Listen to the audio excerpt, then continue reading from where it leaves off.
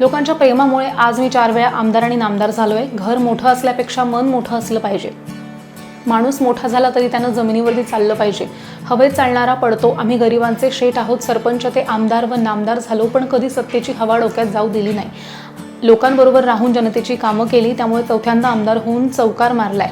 नियत आणि नीतिमत्ता चांगली पाहिजे तर कोणी तुम्हाला हरवू शकत नाही, असं प्रतिपादन रोजगार हमी योजना ओळखपादन खारभूमी विकास कॅबिनेट मंत्री भरतशेठ गोगावले यांनी केले। रायगड जिल्हा कबड्डी असोसिएशनच्या मान्यतेनं जय भवानी वाशी, वर्सुआई वाशी, वैकुंठदादा पाटील मित्रमंडळ यांच्या संयुक्त विद्यमाने रायगड जिल्हा अजिंक्यपद आणि प्रौढ गट पुरुष व महिला जिल्हा निवड चाचणी स्पर्धेचं आयोजन वाशी वढाव रोडजवळील छत्रपती संभाजी महाराज मैदानावरती करण्यात आलं।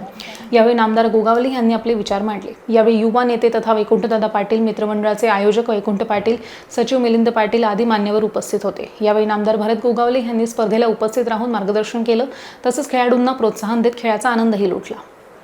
वैकुंठ शेठ पाटील, मिलिंद पाटील आणि त्याचबरोबर या ठिकाणी असलेले रायगड जिल्ह्याच्या कबड्डी असोसिएशनचे सर्व पदाधिकारी यांचं या ठिकाणी मनपूर्वक हार्दिक स्वागत। एक सामान्य शेतकऱ्याचा मुलगा सह्याद्रीच्या कडाकापाऱ्यामध्ये असणाऱ्या एका पिंपळवाडी गावामध्ये आमचा जन्म झाला। गावचा सरपंच झालो, पंचायत समितीचा अपक्ष सदस्य झालो, 2 वेळेला जिल्हा परिषद सदस्य झालो, 2 वेळेला सभापती झालो, 2 वेळेला माझी सौभाग्यवती सदस्य झाली, कारभारमीच पाहत होतो। त्यानंतर सलग 4 वेळेला आमदार होण्याचा मान या मला लोकांनी मिळवून दिलाय। असं काय वेळेला लोकांनी सांगितलं होतं की 3 नंतर चौथ्या वेळेला होत नाही महाडचा आमदार, कारण प्रभाकरमुळे 3 वेळा झाले, नानासाहेब पूर्वे 3 वेळा झाले, पण भरत शेठने रेकॉर्ड तोडला आणि असा उत्तुंग चौकार मारला की तो झेलच त्यांना सापडला नाही। आणि म्हणून म्हणजे आज मी नामदार आहे। मी नेहमी लोकांना सांगत आलेलो आहे, माणूस किती मोठा झाला तरी त्याने जमिनीवर चालायचं असतं। जो हवेत चालायला गेला तो पडला समजायचा। आम्ही सांगितलं, आम्ही आमदार असो, नामदार असो, मंत्री असो किंवा संत्री असो, परंतु आपण जमिनीवर चालायचं आणि सामान्य माणसाला डोळ्यासमोर ठेवायचं आहे। आम्हाला शेठ बोलतात, त्याचा कडा हातात आहे म्हणून कोणी देव जाऊ नका, म्हणजे मनाचा दिलदारपणा लागतो। काय सांगितलंय, घर मोठं असण्यापेक्षा माणसाचं मन मोठं असावं लागतं, नाहीतर घर मोठं आणि मन खोटं आहे त्याला काय अर्थ नाही आहे। तुम्ही श्रीमंताच्या घरी गेला तर गाडी, घोडा, बंगला, बेडरूम, किचन, बाथरूम सगळं दाखवत बसतात आणि निघायच्या टायमाला बोलतात, अरे थांबा चहा ठेवायची राहिली। मला अर्धा तास तुझं घर दाखवतो, बाजूला दिसलो नाही, मी घर बघतो इथे। तुम्ही गरीबाच्या घरी जा, आपली माय माऊली लगेच बसायला देणार, तांब्याभर पाणी देणार, चहा ठेवणार। आमच्या ग्रामीण भागामध्ये उशिरा गेलो रात्री तर बोलणार, थांबा आता, जेव्हा झोपा आणि सकाळी जा।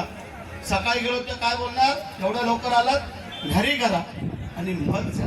ही आत्मीयता असते। गरीबाचा आशीर्वाद हा मनापासून आणि हृदयापासून असतो, त्यामुळे त्याला कधी मरण नाही। तुमची जर नियत आणि नीतिमत्ता चांगली असली ना, तुम्हाला कोणी हरवू शकत नाही। यावेळेला आम्हाला बऱ्याचशा लोकांनी प्रयत्न केला पण तो यशस्वी झाला नाही आहे।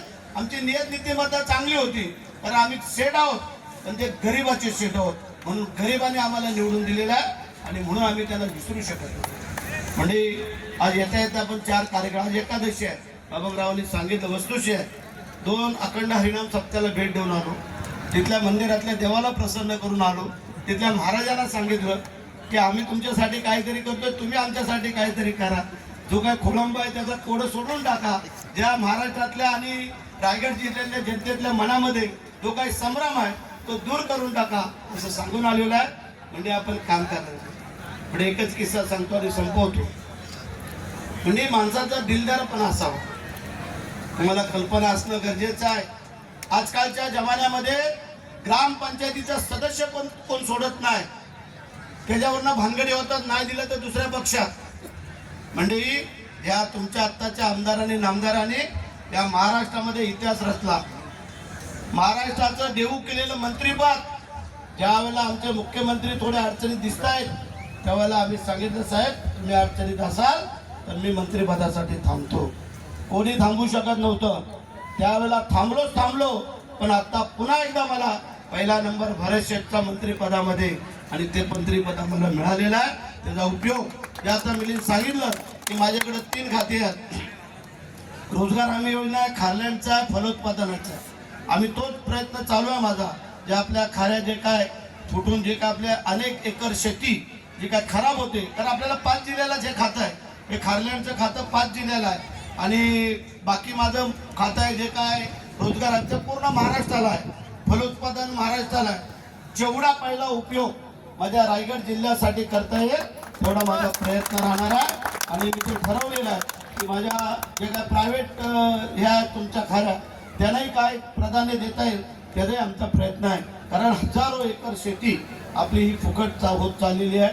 त्याचा बंदोबस्त ही खारपुटी आहे ते काय मॅंग्रोव्ह ते आमच्या शेती खराब झालेल्या आहेत.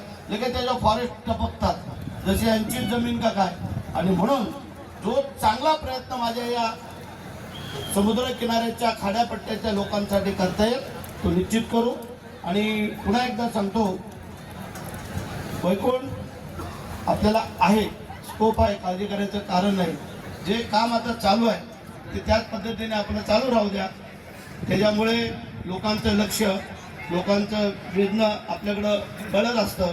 म्हणून तुम्हाला मागे सांगितलं की कबड्डीचा खेळ हा शक्तीचा आणि युक्तीचा आहे. तुमच्याकडे ताकदच असून निश्चित चालणार नाही, थोडी युक्ती पण लागते. कारण शिवाजी महाराजांनी युक्तीवरती स्वराज्याची स्थापना केली.